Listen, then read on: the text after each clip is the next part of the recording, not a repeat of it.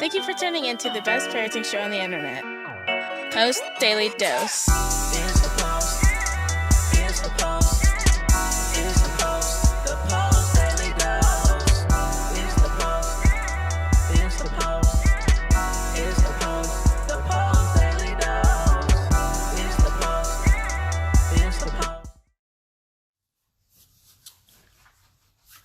Hey, good evening, Facebook family. Welcome to another episode of Post Daily Dose with me, your trusted parenting advisor, faithful guide and servant on the healing journey. What's my name? Big Papa Bryan+Post. Hope everyone's doing fantastic on this whimsical Wednesday. Sorry we're coming to you late. We've been on the road coming from Marina, California, working our way back to Oakland.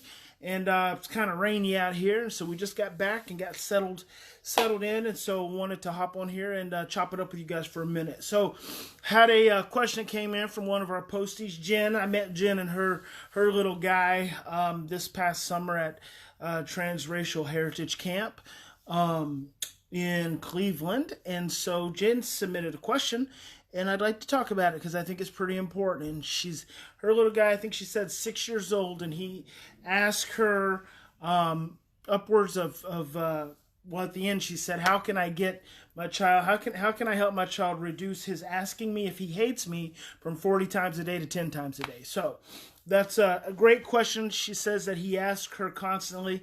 He'll say, do you like this drawing? And she'll say, sure, I love it. Sure, I like it. And he says, no, you don't. You hate me. And so I think that's a pretty important question. I just want to speak to that level of insecurity. And obviously, being a loving, committed, concerned, and caring mom, Jen, like every parent says, of course I don't hate you. That's silly. Stop being silly. And the thing is, how do you help a child really hear what you're saying? And a lot of times, I started saying this a long time ago. I don't even remember. I think it's something me and one of my college buddies, we would say, and might have even picked it up from a rap song. I don't know. You hear me, you don't feel me. And there's a difference between someone hearing you and versus someone feeling you. And so if your child, speaking from their insecurity, says, do you hate me? There's a couple places I want to go with this. Number one, do you hate me? We can perceive that as, a child just expressing insecurity. Maybe projecting some internal anxiety and insecurity and fear about potential abandonment, not being good enough. Perhaps that the parent really doesn't like them. So there's that level.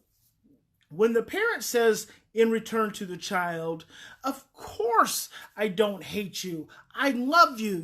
Don't be silly. On one level, that's a very cognitive statement where the child can hear it.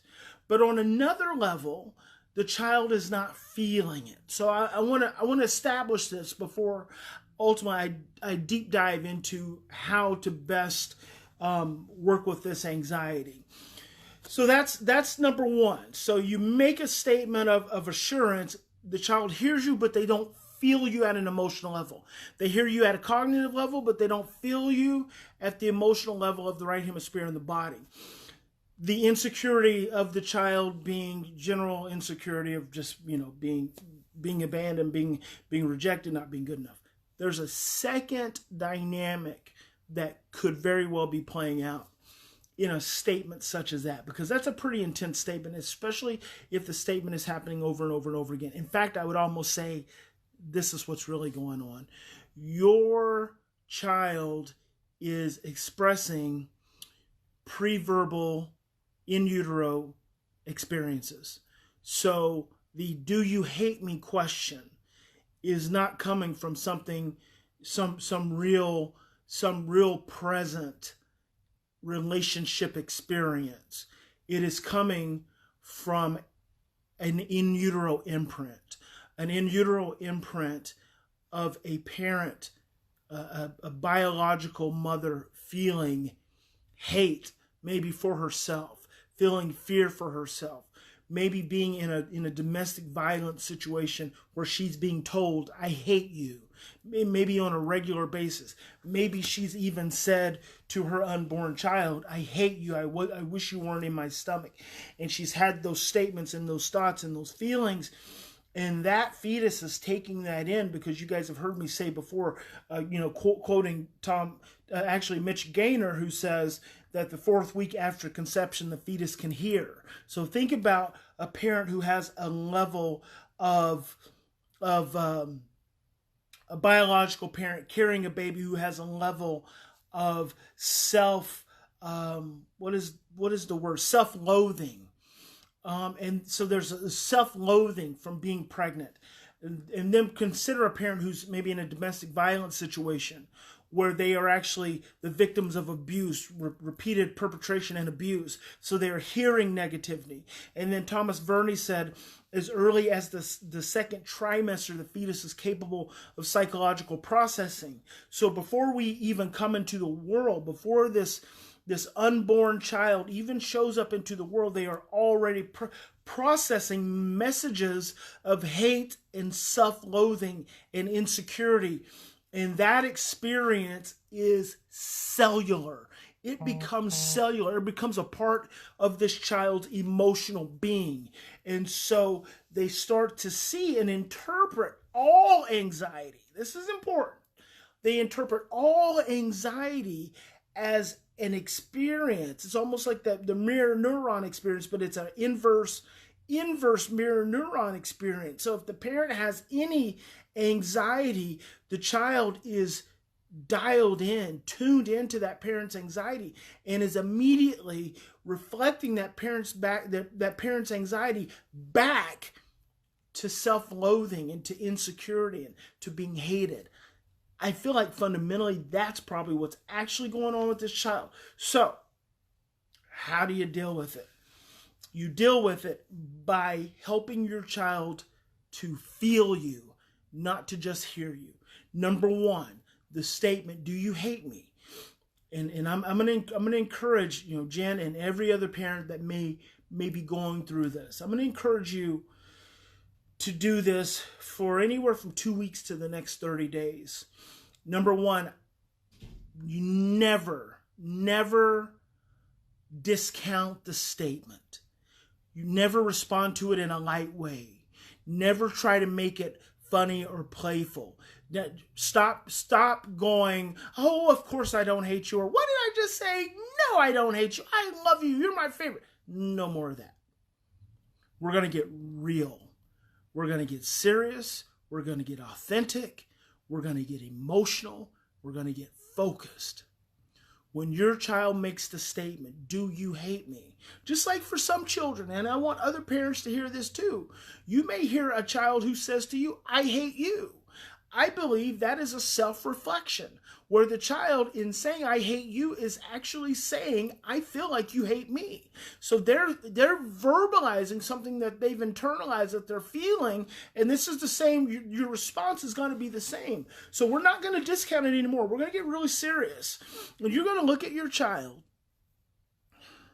and you're going to stop. You're going to stop everything you're doing. All of a sudden, everything's going to get really serious.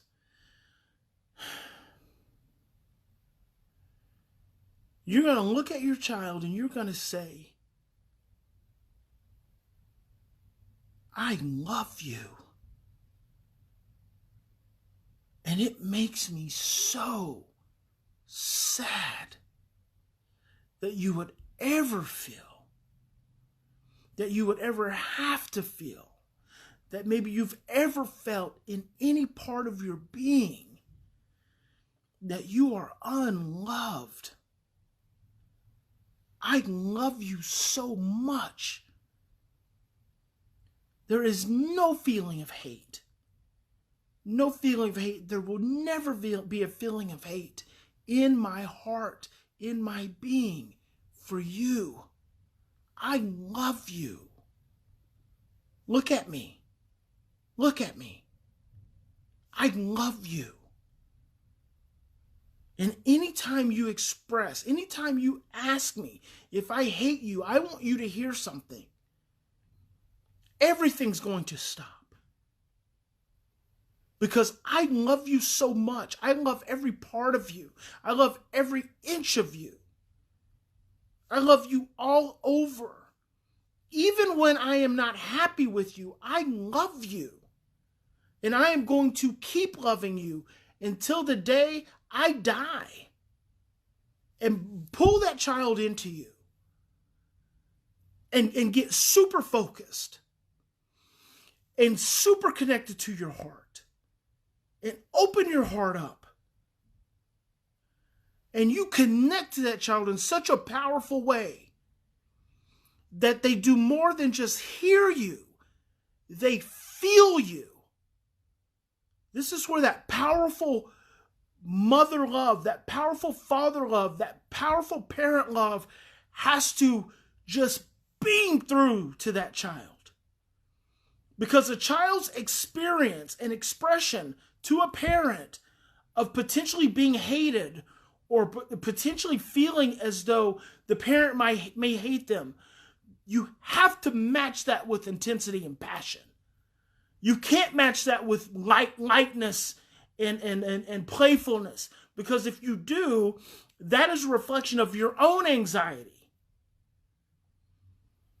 And if you've got that reflection of anxiety for yourself, perhaps you need to look in the mirror and you need to tell yourself how much you love yourself. And maybe you need to grieve not having experienced that intensely enough or deeply enough in your own parent-child relationship.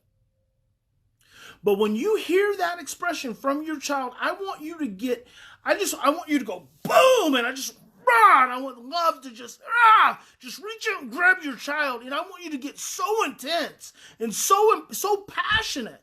I mean, if that was one of my kids, I would drop down to my knees, and sadness would probably just overtake me.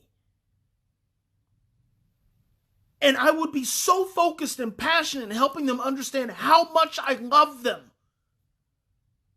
that they could not possibly hold for a long period of time any question of there being hate for them. You've got to love through whatever messages they've brought to you. Because I believe in this specific situation, I believe you got a child, and this happens all the time. It's so common. You have a child who's carrying in utero imprints, and they're showing up in the present. And so when you're loving that child passionately, and when you're expressing to that child passionately, and when you're letting that child feel your love, you are going in and you are assaulting the cellular imprints of fear and anxiety and not goodness. You are assaulting it with love. So I hope you feel me. I hope you feel me, because that's what you've got to convey to your child. And if you'll do that, some parent in here tonight watching this is going to do this one time with their child, and their child will probably never ask again if they are hated. They're going to do it one time, because that's all it takes. All it takes is for your child to feel you passionately enough that you push that right out of there. You push it right out of their system. But you got to let them feel it. And if you're soft about it, if you have anxiety about it, if you're weak about it, they're going to keep saying it. They're going to keep saying it. They're going to keep saying it. They're going to keep asking, because they hear you. They don't feel you. When you feel me, you feel me. And that's what your child needs to be able to feel. Hope this is helpful. God bless you. Big Papa loves you. Remember, in any given situation, you always have two choices. You can continue to react from the same imprints of stress and fear and overwhelm, and those imprints can go back generations. They can span generations. Research says that it is possible for that trauma dynamic that is in our DNA to span back 7 generations. 7 generations. Or you can stop. You can take 3 to 10 deep breaths. Let's breathe.